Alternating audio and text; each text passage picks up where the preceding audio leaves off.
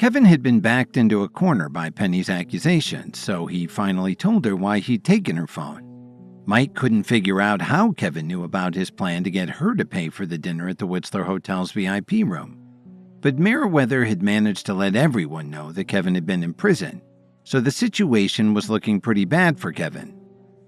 "Didn't I just say that you wouldn't come up with a decent excuse? After all, do I look like someone who wouldn't have enough money to pay a bill?" Mike bragged to everyone. "Well, you should know better than anyone else," Kevin replied calmly. "What do you mean by that? Do you want to get your kicked?" Mike shouted as his temper flared. He started to roll up his sleeves and walk over toward Kevin like he was ready for a fight. Just then, everyone heard the sound of footsteps coming down the hall toward the classroom. Professor Murdoch walked in carrying a book and asked them, "Why is everyone so lively today? It's almost time for class to start, so let's all take our seats." "You got here just in time, Professor Murdoch. Kevin stole Penny's phone yesterday, but he's trying to tell us that he just found it at the Whistler Hotel," Mike said very sanctimoniously. "Mike, that's nothing to be joking about. You know that this school doesn't tolerate that kind of behavior, but I believe that Kevin would never do something like that," Professor Murdoch told them as she placed the book on her desk. "Now everyone go back to your seats. I have something exciting to tell you." In fact, if this had happened the day before, Professor Murdoch might have believed it. But now she knew more about Kevin and what he was capable of doing. If he was already trained as an apothecary at such a young age, there was no telling how high he could climb. She hadn't met a student with this much potential in years. So she was considering taking Kevin under her wing to train him herself. But she was worried that Kevin's classmates would tick him off and might even attack him. With his abilities, Professor Murdoch was probably the only person in the class who had a chance of stopping him. After everyone had returned to their seats, Professor Murdoch continued. "As you probably recall, there was serious flooding in our state a while back, and a lot of the victims are still in need of assistance. Our school has always believed in helping the less fortunate. So last night, the administration decided to organize a fundraising event with each class forming a team. There's no limit on the amount that you can donate," Professor Murdoch explained. Then she got to the incentive. Whichever class has the most donations will receive a generous reward from the school. As her voice fell, the entire classroom went wild. "What kind of reward do you think they'll give us?" one of them asked. "Whatever it is, it has to be fantastic," replied another. They wondered if the school might even give the winners some kind of advanced herbal medicine to help increase their intelligence. Professor Murdoch had already written the word fundraiser on the board. Then she wrote down a code for them to use. Considering that a lot of you don't carry much cash around, the school arranged for online donations. You can transfer the funds directly from your bank account. The students all started pulling out their phones. They were all from rich families and could afford to donate at least $25,000. A few of them even donated more than that. Just to show off, Mike immediately donated $60,000. "Did you see that, Kevin? You still think I don't have any money? How could someone who's short on cash donate 60 grand? Mike bragged so that everyone could hear him. "Mike's a great guy, and I saw Kevin steal Penny's phone with my own eyes." Lionel stood up and started jeering. "Professor Murdoch, I think we should report this to the administration. Someone like Kevin isn't fit to be in this school," Luther said disdainfully. Professor Murdoch's expression turned sour when she heard that. "Kevin, did you really steal Penny's phone?" No matter how much potential she saw in Kevin, the professor couldn't let him get away with something like stealing. He'd have to be punished. For one thing, they couldn't afford to share their secrets with someone who might use them maliciously. That would be disastrous. "Don't even bother to ask him about it. The best way to deal with Kevin is to have him expelled so he won't embarrass us," Mike said very seriously. The rest of the students nodded in agreement. "Kevin, it seems like I've misjudged you," Professor Murdoch said sadly. She was already in a bad mood today. She didn't know why, but she woke up feeling even weaker than the night before. "Professor Murdoch, could you please return my phone to me?" Kevin asked her calmly as he walked up to the podium. "I want to make a donation too." His words immediately brought laughter from the room. They all started to jeer at him. How could someone who's so hard up that they need to steal a phone make any kind of donation? "Why don't you let him have it, Professor? Let's see how much money this can donate," one of them urged her. She took a long look at Kevin and then took his phone out of her briefcase, saying, "I'll return it to you, but you have to listen to me carefully. First of all, from now on, as long as you're in class, you can't take your phone out. If I catch you doing it again, you'll never get it back." Then she added, "Second, from now on, you have to be on your best behavior in school. If you get in any more trouble, I'll have no problem having the police handle it. Just because you're not as fortunate as your classmates doesn't mean you can steal from them." Kevin didn't say anything. He just entered the fundraising information into his phone and returned to his seat. Professor Murdoch also took out her phone and went to the donation website. Their class had donated close to $2.5 million, which pleased her to no end. "I may not be too enthusiastic about some of this job, but with a little training I'll be able to achieve greater things in the future," Professor Murdoch thought to herself. Suddenly, one of the students shouted, "Quick, take a look at the donation website." This immediately got everyone's attention. They all pulled out their phones to see. There was utter silence in the room.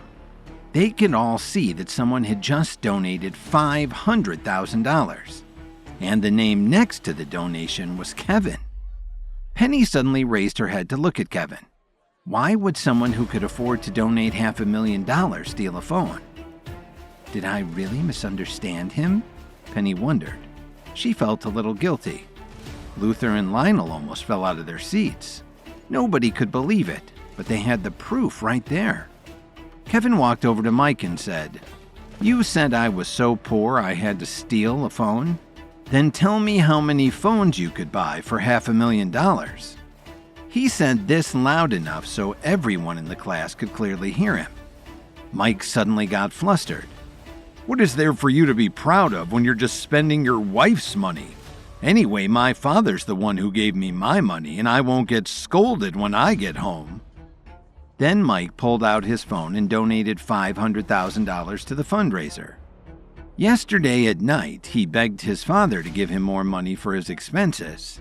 He never knew that the money would be spent to save his reputation. He'd already spent $360,000 for dinner the night before, and now he was donating another $500,000. He hardly had anything left in his account. The students all saw Mike's name pop up on the fundraiser website, and they were really impressed. Mike relished in their praise. He looked at Kevin with a self-satisfied smirk and boasted, "Let's see if you can match that with your wife's money." Kevin's classmates started to whisper to each other. They didn't realize that he'd been spending his wife's money. The Jones family would really be ticked at him for doing that. While they were all processing this new information, some of them noticed that Kevin seemed really calm. But Mike was starting to look very upset. "Wow, Mike, it looks like you're really rich. Are you sure you are in the mood to compete with me?" Kevin shot back. Then he took out his phone and donated $1 million to the fundraiser. Everyone checked their phones and saw that Kevin had just donated $1 million more. They couldn't believe their eyes, and some of them started to get a very different opinion of Kevin. "Did this guy really steal his wife's card?" Mike gulped. He didn't have enough money left in his account to compete with Kevin. "Aren't you going to match my donation, Mike? Remember, it's for the disaster victims." Kevin teased him as he added another $500,000. The room fell quiet again. They all looked at Mike to see what he was going to do, but it was obvious that he was very upset.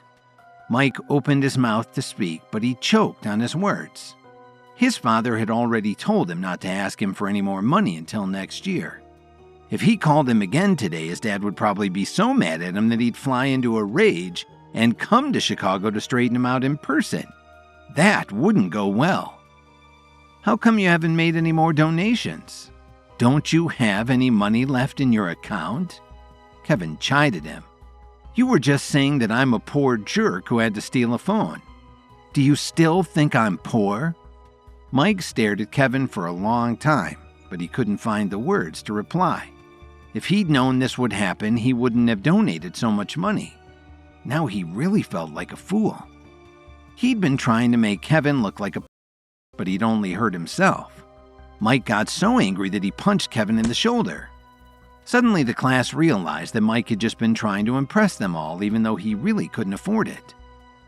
"I can forgive you for insulting me, but do you expect to get away with hitting me?"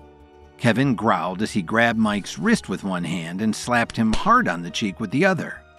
The blow knocked Mike back several feet and he fell to the floor with a thud. "Kevin, how can you do that?" Professor Murdoch shouted from the podium. "I'm sure you saw what he did, Professor. Mike struck me first and I was just defending myself," Kevin replied frankly. "Do the school regulations say that I can't fight back when I'm being bullied?" Professor Murdoch was obviously angry, but she knew that Kevin was right. When Kevin donated all of that money to the fundraiser, the professor started to change her mind about him. But after seeing him strike a fellow student, his good deeds didn't matter anymore. "Come to my office," Professor Murdoch ordered him. She seemed like she was about to lose control of herself. Kevin wondered what was going on. He could tell that she seemed a little weaker than before. He followed her into her office and stood there quietly. "Kevin, private fights are strictly prohibited here.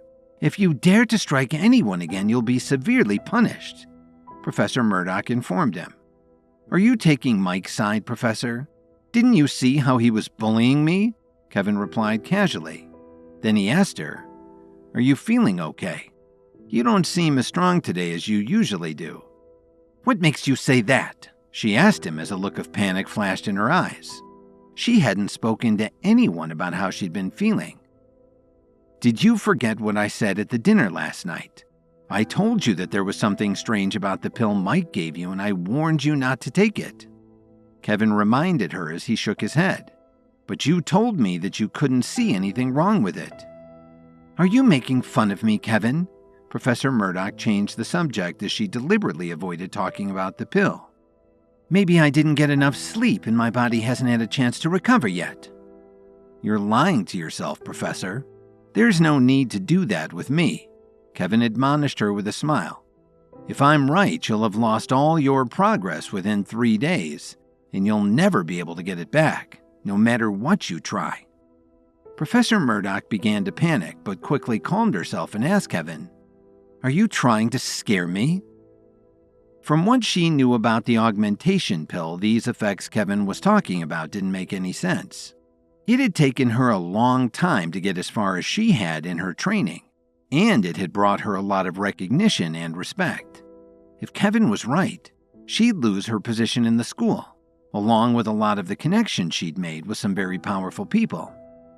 "Since you don't believe me, I don't know what else I can say," Kevin sighed.